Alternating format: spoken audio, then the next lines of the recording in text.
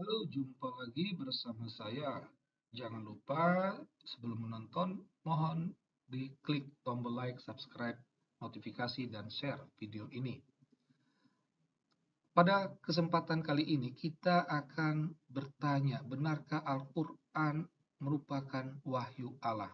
Ini tema yang ketiga dengan tema umum yang sama, meragukan Al-Quran sebagai wahyu Allah. Ya. Jadi dasar keraguan itu kita mempertanyakan keyakinan umat Islam, ya. Nah, umat Islam itu yakin ini Allah itu maha baik, Allah itu maha pengampun, Allah itu maha adil, ya. Saya yakin keyakinan umat Islam ini, ya, merupakan keyakinan umat agama lain, ya. Umat agama lain juga percaya Allah itu maha baik, Allah itu maha pengampun dan adil. Nah, tetapi umat keyakinan Islam ini yang akan kita pertanyakan. Nah, apa dasar keyakinan umat Islam ini? Ya, mereka yakin karena seperti itulah tertulis dalam Al-Quran. Al-Quran ini dipercaya sebagai wahyu Allah. Apa yang tertulis di dalamnya itu merupakan kata-kata Allah, ya, kalimatullah. Jadi memang di dalam Al-Quran itu memang ada tertulis Allah itu maha baik, Allah itu maha pengampun, Allah itu maha adil, itu, ya. Jadi karena itu diucapkan oleh Allah, maka umat Islam percaya, ya, itu ya. Tapi mengapa umat Islam begitu yakin? Ya, ya, mereka yakin karena itu Allah itu maha benar. Allah tidak mungkin berbohong. Ya, Allah tidak bisa berbohong. Allah tidak bisa mengatakan bahwa Dia maha baik padahal Dia tidak baik. Itu kan tak mungkin. Allah tidak mungkin seperti itu. Inilah dasar keyakinan umat Islam. Nah, pertanyaan bahwa kita meragukan Al-Quran sebagai Allah, itu kita berangkat dari keyakinan Islam ini. Nah, kita tahu ya ada bahwa Allah itu maha adil. Dan jika Allah itu maha adil, maka tidak ada ruang bagi perlakuan berbeda terhadap umat manusia. Itu ya. Kalau Allah itu maha adil. Jika dikatakan Allah itu maha baik, maka tidak ada ruang bagi kesadisan dan keburukan. Jika Allah itu maha pengampun, maka ada ruang untuk perbaikan bagi manusia.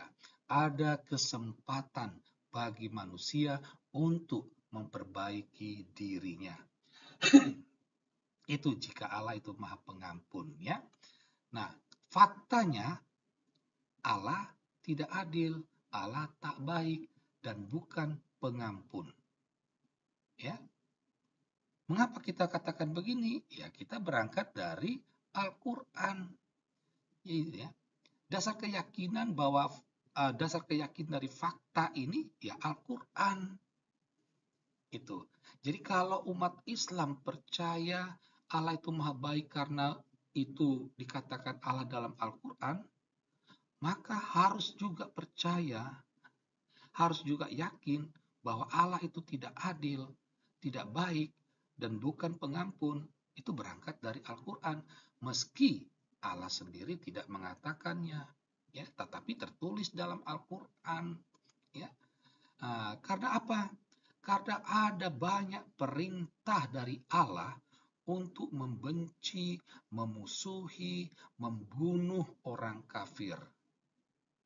Ya, ini kan kalau udah membenci, memusuhi, bahkan membunuh, berarti kan dia sudah membuat ruang untuk yang berbeda antara Islam dengan kafir.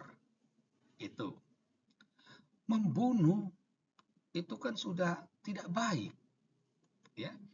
Allah memusnahkan doa dan amal orang baik, orang kafir. itu berarti kan dia tidak baik gitu. Kok Allah jahat sih? Kok Allah itu sentimen dengan orang kafir itu?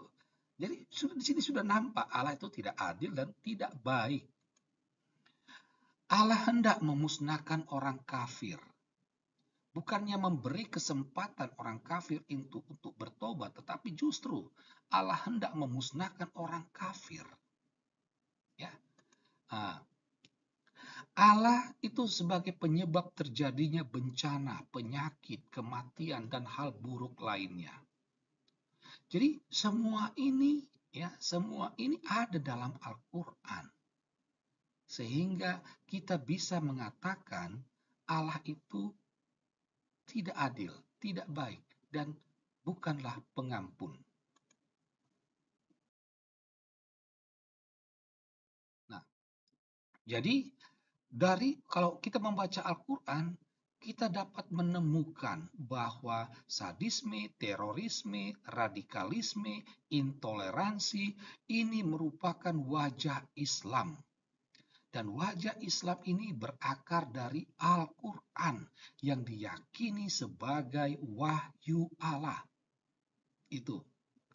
Nah, sadisme, terorisme, dan semuanya ini jelas-jelas bertentangan dengan keyakinan Islam bahwa Allah itu maha adil, maha baik, maha pengampun. Ya, kalau Allah itu maha adil, maka tidak ada Allah itu dia tidak akan sadis.